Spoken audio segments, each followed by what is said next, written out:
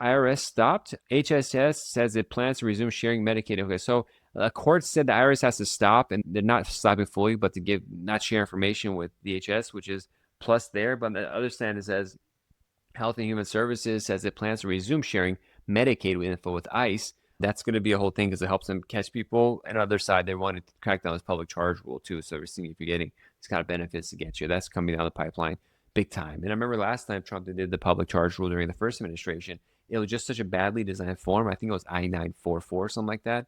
And it was just like they wanted a credit report when people don't have credit reports. So that was hard. And English language tests and all this kind of stuff. So, oh, they have to go take a TOEFL test now for all. They wouldn't have time for all this. It was so annoying, but some messed up things like that's probably going to happen. I haven't seen it happen in the embassies yet, but now it's already been instituted, so we'll see.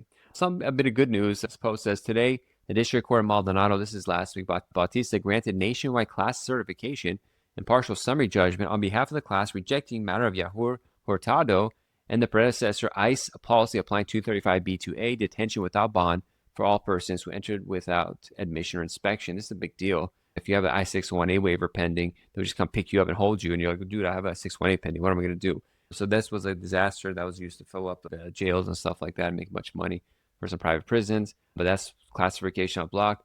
The bond eligible classes nationwide encompasses all non-citizens in the U.S. without lawful status who entered or will enter the United States without inspection, whether were not or will not be apprehended upon arrival, and are not or will not be subject to detention under 8 U.S.C. 1226C and 1225B1 or 1231. Not really sure what those are, but that's some interesting news right there because I had a client that 618 is approved waiting for the interview.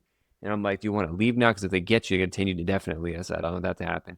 But at least we have this option because you don't really want to go back to home country. It's dangerous for them until they have to go to the interview.